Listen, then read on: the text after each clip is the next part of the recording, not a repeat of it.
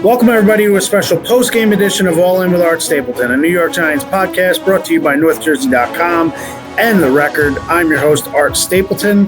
The preseason is over. We are coming to you recording live from the coach's box here at MetLife Stadium. And the New York Giants, 3-0 in the postseason for the first time since 2019. For the first time in franchise history, 3 straight preseason games, scoring 30 points or more. That happened this year.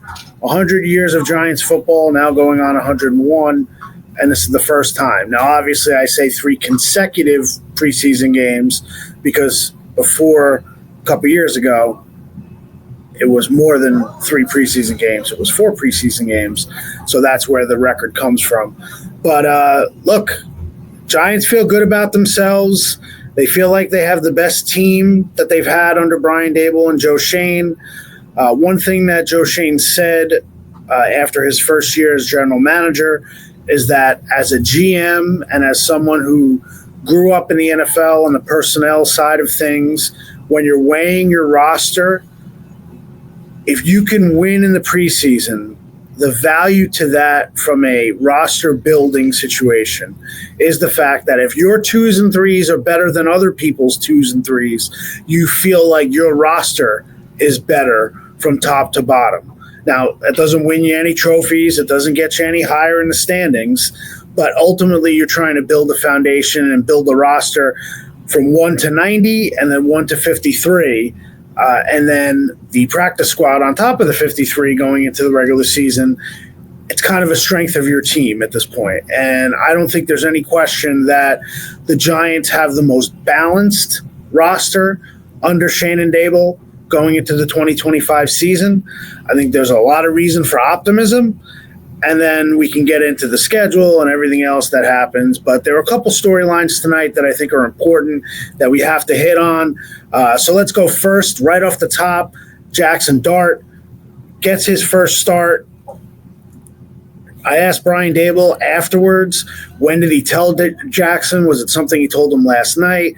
And I got the sense from the way Daboll answered me was that they knew coming out of last Saturday's game with the amount of snaps that the first team took with Russell Wilson and everybody else, that this was going to be the Jackson Dart start.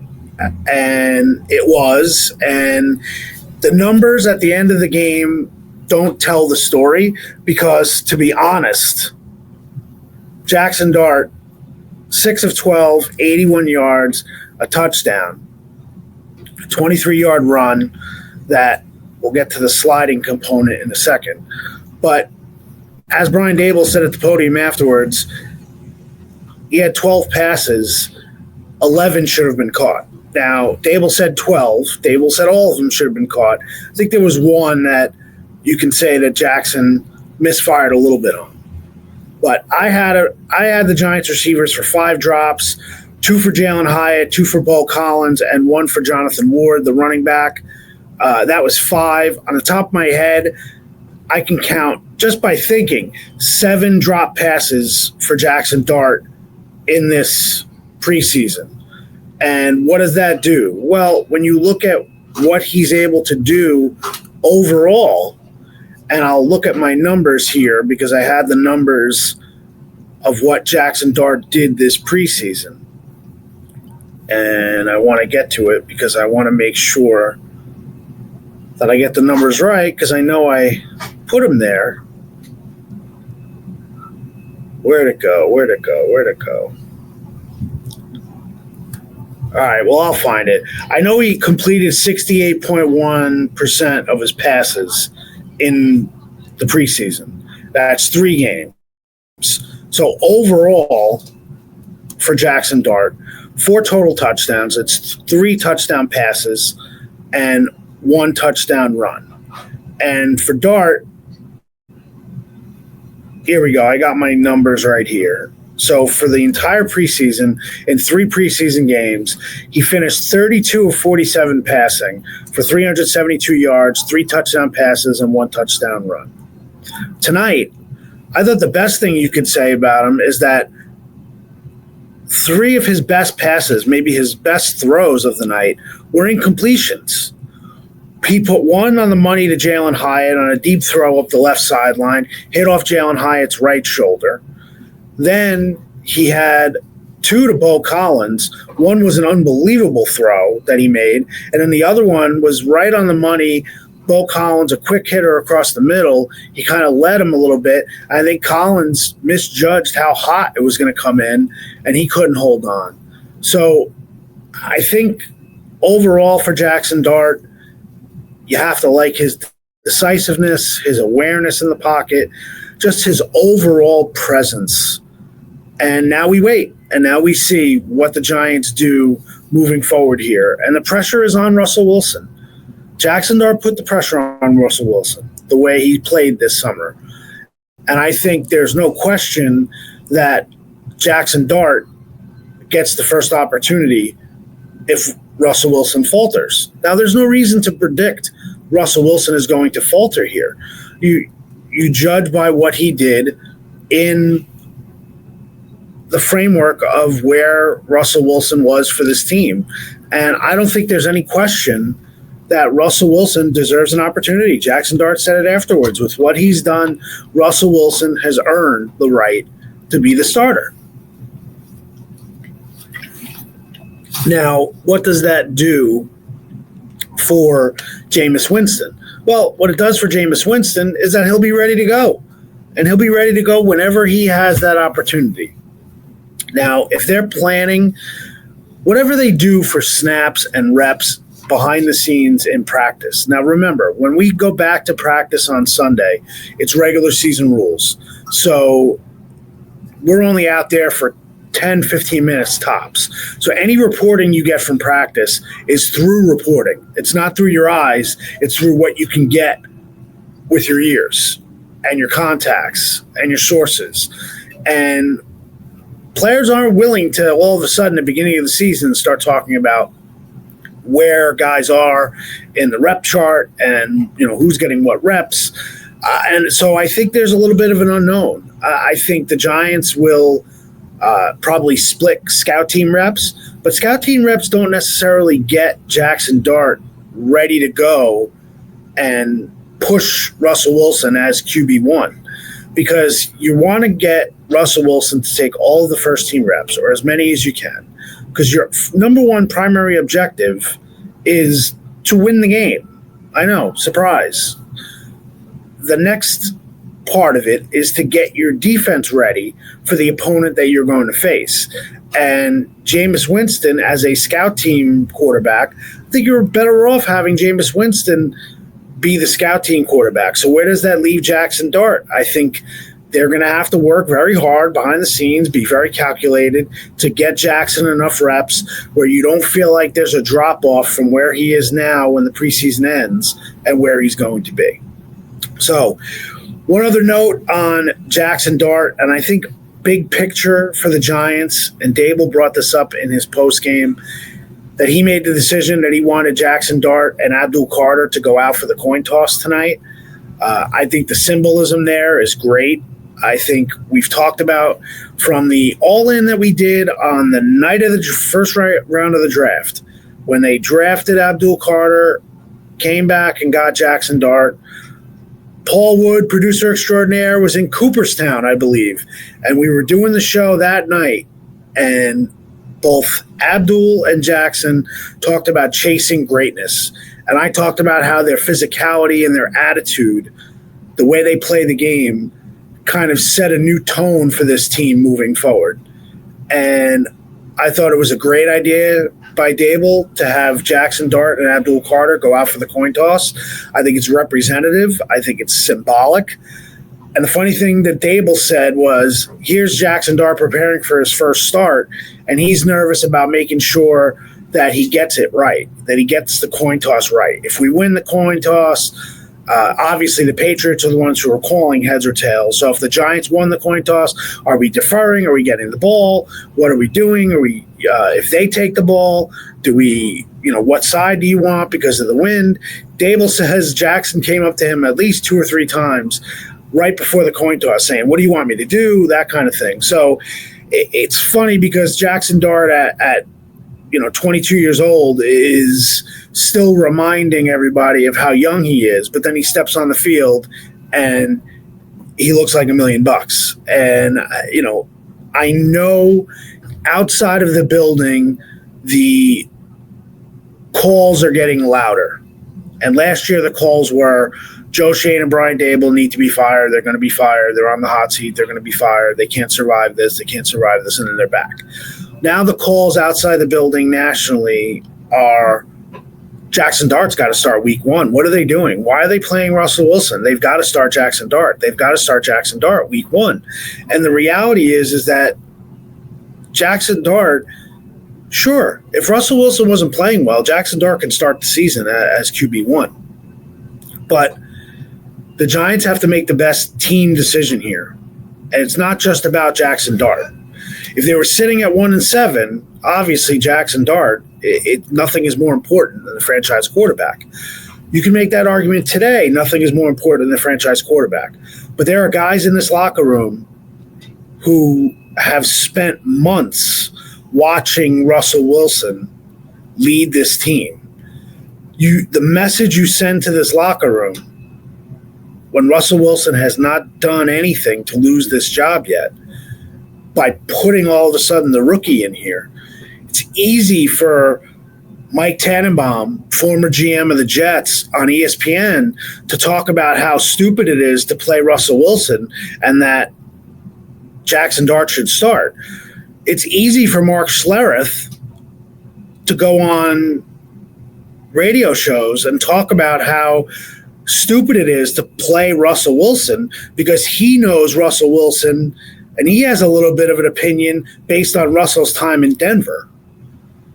The Giants are making that determination based on what they have here in Russell Wilson as a Giant. And I think that's important to keep this in mind. And if they lose or if Russell Wilson does not play well, Jackson Dart is going to take over at quarterback.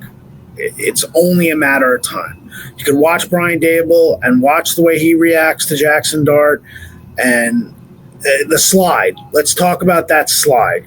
Dable wished he slid.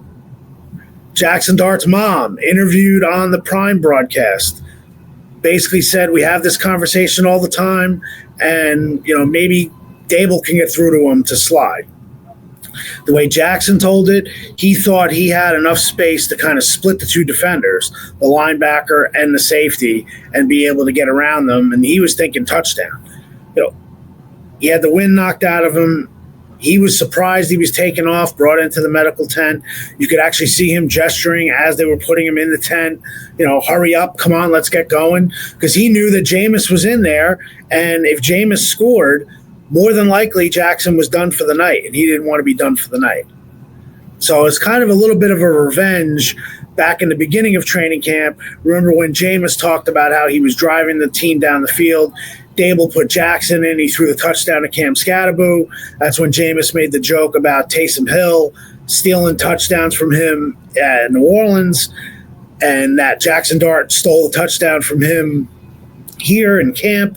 Well, it's a little bit of a Jameis's revenge tonight to go up top to hit Jalen Hyatt after Dart and Hyatt didn't connect on two deep balls. Then Hyatt catches the touchdown for Jameis Winston, and then Winston was going to close out the half, and that's the way we roll. So the other story here is Tommy DeVito.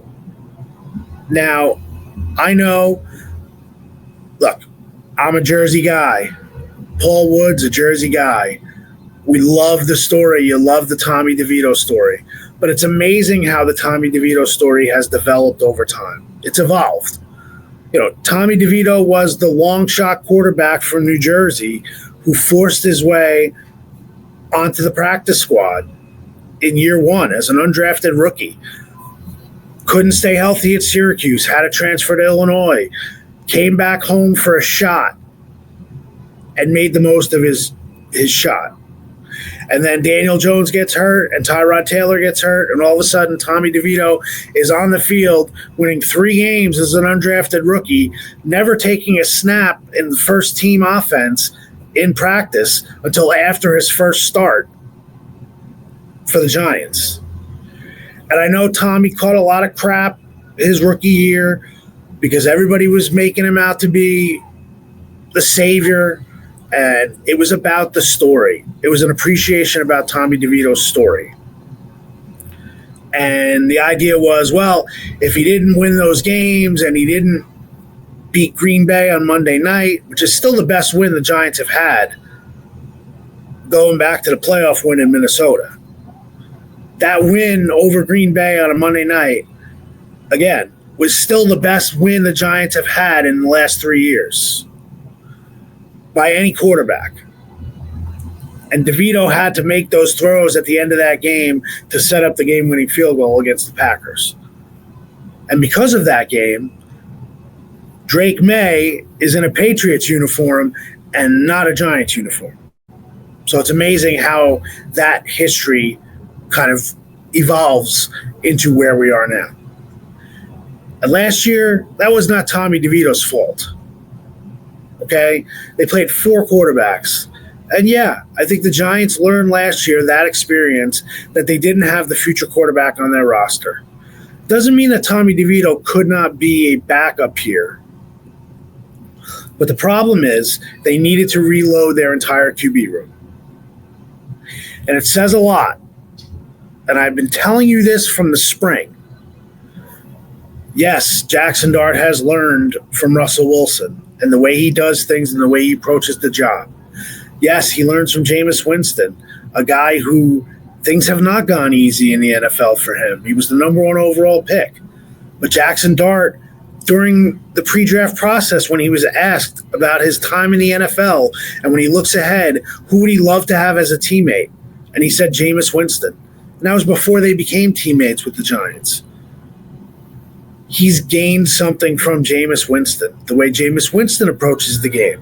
And I think Jackson Dart is taken from Russell Wilson and Jameis Winston in different ways. Russell's almost like a watch me player. Watch me. Watch how I do things. Watch how I get here early. Watch how I scout opponents. Watch how I talk to other teammates, getting people up in games. You know, there's no surprise that Jackson Dart is texting the offensive line after the game in Buffalo because that's something that Russell Wilson would do. It doesn't mean that Jackson wouldn't do it, but I can guarantee you that Jackson saw Russell Wilson do things like that, and either he saw it for himself or Brian Dable or someone else said, hey, look what Russ is doing. That's a good thing from a quarterback.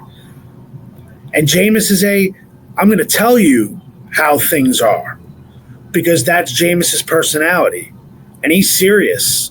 I've told you that story about basically calling out little Jordan Humphrey in practice on air in a walkthrough for not catching a football. I mean, Jameis is pretty serious. He's not the comic relief that he may appear to be on social media. Having pizza in New York with Eli and Sean O'Hara for the Eli Manning show. That's not the complete picture of who Jameis Winston is. But for all of that, when Jackson Dart steps to the podium tonight, he admits he's gotten the most value as a teammate from Tommy DeVito. And not because they hung out off the field and they talked about going on Love Island with each other. Tommy DeVito has been in this offense for 3 years now. What you saw in that fourth quarter from Tommy DeVito tonight, 17 of 20, 198 yards, 3 touchdown passes, quarterback rating of 147.5. Tommy DeVito knows this offense. Tommy DeVito knows how to operate this offense. When Tommy DeVito operates this offense in the summer or in preseason games, he's not being game planned for.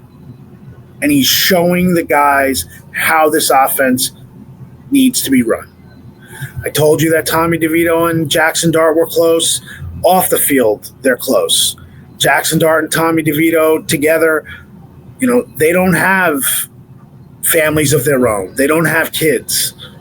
So when Russell Wilson is with his family and Jameis Winston is with his family, it's Tommy DeVito and Jackson Dart. So there was value to the 4 quarterbacks in this room. From milquetoast to Fireball whiskey. It's what I told you all along. And it worked. It worked. Joe Schoen went out and signed 2 veteran quarterbacks. Both have had an impact so far. Jackson Dart, they traded up and got a rookie quarterback who looks the part. It worked. And keeping Tommy DeVito here and convincing Tommy DeVito that it was worth it to be here. And you got everything you could from Tommy DeVito. And it wasn't a lot on the field because he didn't get many opportunities. It's not easy to spread enough reps around. And I think at this point, the reality is that this may have been Tommy DeVito's last outing as a Giant. Now let's get into it. What are the options here? The Giants aren't going to keep 4 quarterbacks on the 53-man roster. You can't do it. You just can't.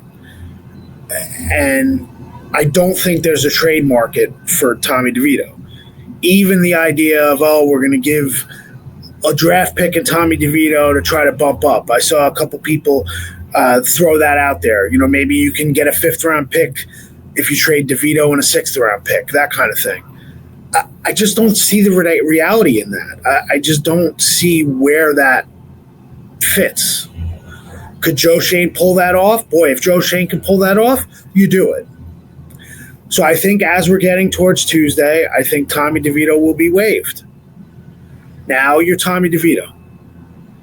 Number 1, the options. Tommy DeVito could be claimed by another team. That means he gets to the 53-man roster. That means he's paid for a minimum of 3 weeks on the 53-man roster. And then you see. Then you see what happens. The odds of that happening, I just don't see a team looking. Again, Tommy DeVito said after the game tonight, look, I've been in this offense for 3 years. Dable's offense, we've all heard about how the challenges of running this offense. What team runs a Dable offense that all of a sudden is going to say we want Tommy DeVito to be our backup, or we want to keep 3 quarterbacks on the 53 and we want Tommy DeVito to be one of them, even though he hasn't taken a snap for our team yet? I just think that's a little far-fetched. Now, it doesn't mean that Tommy DeVito, with a full camp in somebody else's camp, can't earn a spot. He can. But this is not an easy path right now. So the most likely, to me, scenario is that come Tuesday, Tommy DeVito is waived. Come Wednesday, he's not going to be claimed. And then it's going to be offers to come to teams' practice squads. And if you're Tommy DeVito, and I know Tommy DeVito and I know his inner circle, I know Tommy DeVito better than anybody on this beat. I've known Tommy DeVito a long time. I got to know his family. I love Tommy DeVito as a person and as a player, and I love covering his story and following his story. But you can't tell me that Tommy DeVito, if you're realistic, if the Giants offer you an opportunity to be on the practice squad, you can't tell me that this isn't a better opportunity for you across the board than it is to go to New England and to be the number 3 on the practice squad when you don't know the offense and you don't have any of the off-the-field support that you would have here. How about when Tommy DeVito took the field tonight at MetLife? The ovation, starting a 4th quarter. He's not getting that anywhere else. Tommy DeVito tried moving past this 2 years ago. But the kids of North Jersey and New Jersey love Tommy DeVito. They do. You can't tell me that the sponsorship opportunities that Tommy DeVito has gotten are going to exist in a year if he's the quarterback if he's QB3 in Arizona. Now, maybe I'm wrong. Maybe Max Lepselter, our guy, who is, one of the reps for Tommy, and, Sean Stellato is his football agent. Maybe they will sell him that. The idea of where Tommy is. Tommy's going to do what he thinks is best for Tommy. What does Art Stapleton think is best for Tommy? It's to stay here because of all the things I said. Now, that may not be good enough. Tommy may still have aspirations. He may still believe that he can be a backup in this league. He may still believe that he can start in this league. I don't see the path to that right now. Now, I could be convinced otherwise on Wednesday if I find out that a team is taking him. Now, the only other team that makes sense that he would be able to keep his off-the-field component here would be the Jets. Now, we know Tyrod Taylor is out with a knee injury. Who knows how long that's going to happen. Do the Jets like Tommy DeVito enough to claim him or to convince him that they'll take him in the practice squad and they could bump him up and, look at Justin Fields, and maybe behind the scenes they could convince him and say, after Justin Fields, it's Adrian Martinez.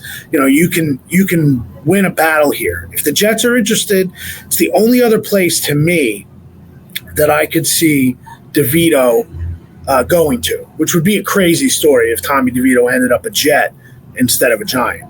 But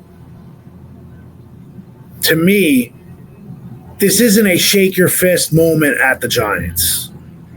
This regime has taken care of Tommy DeVito. Who knows if Tommy DeVito would even be in this situation if it wasn't for the time that he's had here. And I'm not trying to blow smoke and make the Giants look good. The reality is this was a marriage that was forced together. Now, they gave Tommy DeVito an opportunity. I can tell you that Brian Daboll likes Tommy DeVito's skill set. He's told me several times, don't sleep on DeVito's skill set. And you saw it at work today in the fourth quarter. You saw what DeVito was doing with this offense.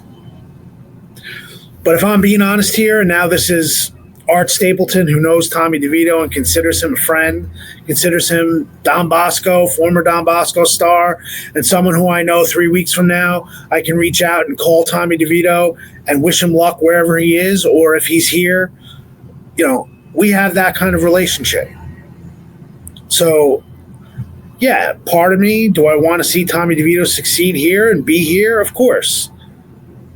But I just don't know how the New York Giants can move forward and honestly give Tommy DeVito an idea that he is going to be a part of the future here. Now, again, if the summer had played out differently and there were injuries or guys didn't look good or Russell struggled or Jackson struggled, then you could almost make that argument. If somebody's out, then they keep three quarterbacks on the 53, and Tommy DeVito is one of them. If this is next year and they were having this summer, it'd be Jackson Dart, Jameis Winston, and Tommy DeVito. But it's not going to be that this year. It can't be. Tommy DeVito knows it. Jackson Dart knows it. Brian Daboll knows it. So they can tell you all they want about how it's a difficult time here with the roster and everything else. It's going to be a tough call for the Giants to cut Tommy DeVito on Tuesday. Because out of the last 2 years, in the wake of the championship, the playoff run of the one playoff win in Minnesota and the run to the playoffs, outside of that, Tommy DeVito has represented the high points in this franchise over the last 2 years. And that's the reality. It also speaks to why there's so much pressure and urgency for them to win this year.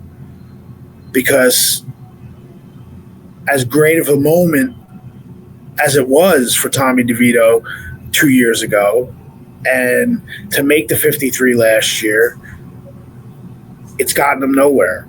And it has the franchise really facing the mortality, if you will, of the regime, of the GM and the coach. I'm not saying hot seat. I'm just saying they know they need to be successful and show that they've turned a corner. So if this was the last performance in a Giants uniform for Tommy DeVito, I will make a guarantee that a year, 2 years from now, 6 months from now, Tommy DeVito will come back and he will be sporting Giants, and they will have him as a Giants legend. And to compare him to other legends in this franchise is not fair. He's not even Victor Cruz. We know what Victor Cruz did. But for what Tommy represented in the last couple of years, you think about jerseys and little kids. The little kids are going to root for Jackson Dart now and Abdul Carter and Malik Neighbors. Yes, we know Dexter Lawrence and Brian Burns and Kayvon Thibodeau. But those guys didn't capture the imagination of the young fan in New Jersey who lined up around delis waiting for Tommy DeVito to sign a shirt or to sign a football. That was real. And I think to poo-poo that and to say Tommy DeVito was a caricature of, Italian heritage and people didn't buy in. No. At a time where the Giants were desperate to get people to believe that they had something to cheer for, Tommy DeVito was that guy. For whatever reason people cheered him, he was that guy. So when I walk out of here and I watch Tommy DeVito walk out of here with Jackson Dart tonight, and he leaves here and he probably goes to his family, and whether they go out tonight or tomorrow or wherever they go, I can appreciate what DeVito did here for the Giants and did here with the Giants. And I can appreciate what the Giants did for Tommy DeVito. But come Tuesday, they will put this chapter aside. And whether or not Tommy DeVito is here as QB4 on the practice squad, I got to say, I don't even know if the Giants will offer that to Tommy DeVito if it came down the pike. I don't know if they would think it's fair to have Tommy DeVito here as a fourth quarterback. I don't know. Do I think Tommy DeVito can be a quarterback in this league and be a backup? Yeah, I think so. I think he could. I don't know if he's going to get that opportunity. But we'll have to see. We'll have to see where that goes. So, last thing, I know I've been rambling, bouncing a little bit, but I think the two big stories tonight were Jackson Dart and Tommy DeVito. So that's why they were in our promo image. That's why it was important to kind of talk about that. The other thing is the roster. A couple things tonight that I thought was interesting. Cam Scatterboo on the field. Told you that was the idea. The way he looked in practice on Tuesday, that he was going to be out there. He had 3 carries for 12 yards. Look, it was just about getting him on the field, getting his feet wet, seeing how he was going to do. So a good thing for him to get back out there, and now he can kind of see where he fits going into the regular season. Turbo Miller, I thought he made the roster. He was playing a lot in the second half today.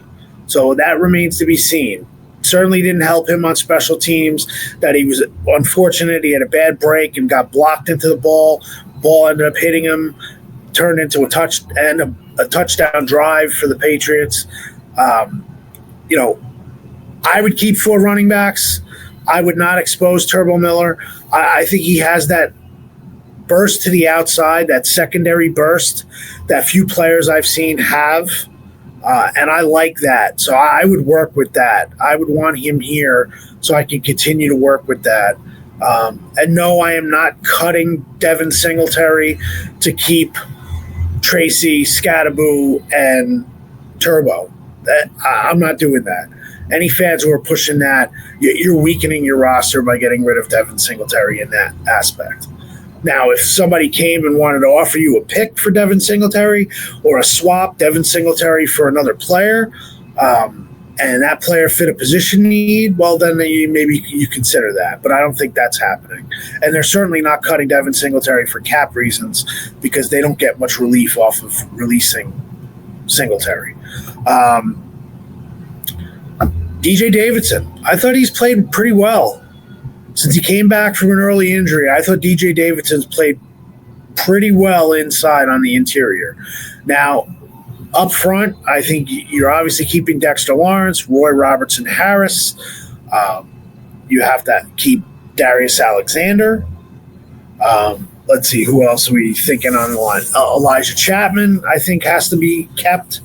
And then the big question is, and I know he didn't play tonight, I know Nacho, Raheem Nunez-Roches has been a starter here. Does DJ Davidson beat him out? You can get some cap relief by releasing Nacho. I'm not sure I make that move, but I think it's something that needs to be considered on the table. Because if they want cap relief and they want to make a move, maybe Nacho is the odd man out up front. If Roy Robertson Harris plays well and they believe enough in Darius Alexander and DJ Davidson has played well, it's interesting. It'll be interesting to see if they move past Davidson, a draft pick, to keep Nacho. So that's one I'd keep an eye on. Also, a couple guys that played in the second half, the tight end group. And I know a lot of you have asked about Bellinger. He's been banged up, Bellinger. I still don't think they move past Bellinger. I know Paul wanted to know in our chat, has Dulcich replaced Bellinger as the 2 tight end? I don't think so. I think Dulcich has got a lot of time because he fits what they were trying to do game plan-wise in the preseason. With DeVito, with Jameis, and with Jackson Dart. I don't know if Dulcich has that role in the Russell Wilson offense right away. And I don't know if Dulcich is going to get claimed via waivers. So I think right now you've got Theo, you've got Bellinger, you've got Manhertz. And I think, to me, the upside of Fedone is there as well. So it'll be interesting to see what they do at tight end. I'd be surprised if they move past Bellinger. Could they trade Bellinger if someone was interested? And for another position, as I said, maybe. But I think ultimately Dulcich will end up getting waived. And if he can get back here to practice squad, I think he'll get back here to practice squad. And I think they keep 4. The one to watch is Manhertz. If they feel as though they have another tight end that could be there to be a blocking tight end. Now, Manhertz was an excellent blocker last year. I can't tell you he's been as good or worse in the preseason. I haven't been breaking down many reps from the tight ends. But I think that's one of those, could Manhertz be an odd man out because he's a veteran? Now, he's not making a big salary, so it's not about salary cap. The other thing to consider with the roster stuff is guys who are veterans can be waived, and then they're not really waived, they're released. They're not subject to waivers. So a guy like Manhertz is not subject to waivers. They can release Manhertz on Tuesday, and he can agree to sign back with them Wednesday because they need to maneuver somebody, maybe put a guy on IR, that kind of thing. So that's also something to consider. It's kind of the Casey Kreider rule a couple years ago when they waived Casey Kreider or released him.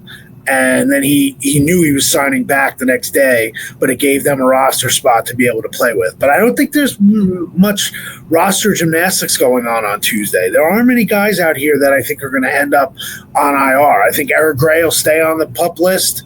I think Vic, the Edge, I can't even remember his last name because we haven't even seen him. He got hurt in the offseason, tore his pec. He's on NFI. I think he stays on NFI. It'll be interesting to see if he does get healthy enough that maybe he's an option at some point this season. So we'll see about that. I think they have some interesting questions about Amir Smith-Marset versus Gunnar Olszewski. I think ISM is probably takes the nod right now. I had Gunnar on my projection last week. So I think, that's kind of where we're at. I mean, I think Paul wanted to know about let's don't really want to end on a bad note, but DJ Moore had a pick six. It was very good. At the end of the game, he ended up tearing up his leg. Ended up getting taken off in the ambulance to the hospital. Brian Dable did not have an update afterwards, but it did not look good. So tough break for an undrafted rookie. Had a big night, had the pick six, and then he goes off in an ambulance. I got to imagine that he's obviously done for the year. Really a tough scene to see this late in a preseason game, but it's unfortunate. So you always get a reminder of this game at some point. So that's about all I got. Been about 40 minutes here. Time to go home. Time to get ready for stuff this weekend. And Giants will be back. I believe they'll practice Sunday and Monday. Then they'll have a walkthrough on Tuesday, the day of the cuts. So we'll be all over that. It's marks the 50-year anniversary of the start of All In on Tuesday. So Paul and I have been working on trying to get a show that day. The timing doesn't work great with the roster cuts, so maybe we can do something in the morning and get it out before the roster cuts, but we're still a work in progress on that. And then the Giants will be in on Wednesday and Thursday, and then they'll go away for Labor Day weekend, be back on Labor Day, and typically if Brian Dable keeps the same schedule, they'll be back on Labor Day. They'll work Labor Day, Tuesday, Wednesday, have Thursday off, Friday, the final practice of the week, Saturday, travel down to Landover, and then September 7th, the New York Giants and the Washington Commanders, the start of year 4 for Brian Dable and Joe Schoen and the 2025 season. So, for Paul Wood, I'm Art Stapleton. We appreciate you being all in.